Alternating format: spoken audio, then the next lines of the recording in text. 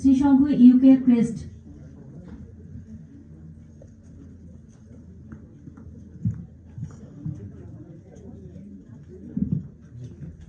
Crest তুলে দিচ্ছে শ্রীসংঘ UK হাতে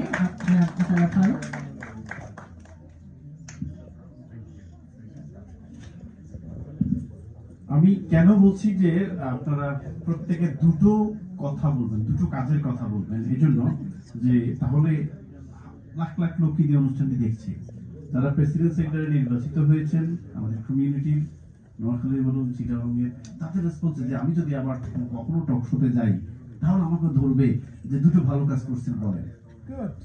তাহলে কিন্তু এখন থেকে তারা রিসার্চ করবে যে না, আমি ইফতার পার্টি বা ঈদ পুনর্মিলনী বাদ আমি দুটো ভালো কাজ করবো, একটু তো করবোই। যেমন জগন্নাথ হল বলছে যে আমাদের গরিব এতিম বা যাদের প্রয়োজন নিডি স্টুডেন্টদেরকে স্কলারশিপ দেয়, এটাই আমাদের প্রয়োজন, বিকজ আমরা এখানে অনেক ভালো আছি, বাংলাদেশ অনেক প্রয়োজন। তাই এটা একটা এক্সাম্পল তৈরি হচ্ছে, আপনি আপনার সংগঠন থেকে এমন কিছু করছেন, দুটো ভালো কাজ করছেন বলুন, তাহলে প্রত্যেকটি সংগঠন সতর্ক হয়ে যাবে। Thank you. আপনাকে অসংখ্য ধন্যবাদ।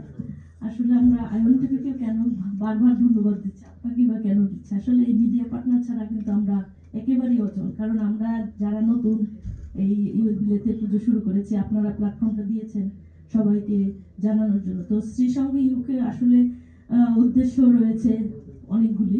তো আমি ছোট করে বলবো, যেমন এই প্রজন্মকে আমাদের বাংলা শেখানো, যেমন বাংলা কৃষ্টি কালচারটাকে ধরে রাখার জন্য। এছাড়া আমাদের যেহেতু আমরা সনাতনী, আমাদের সনাতন ধর্মের যে গীতা পাঠ, ধর্মীয় কালচার, সেটা দেওয়া, এবং সাংস্কৃতিক বিষয় আসবো। বাংলা সাংস্কৃতিক বিষয় অবশ্যই আমাদের প্রধান, এবং চিন্তা আছে অদূর ভবিষ্যতে বাংলাদেশে প্রাণ বন্যা বা এরকম আরো ছোট ছোট কাজের সাথে আমি নিজেদেরকে জড়িত করব।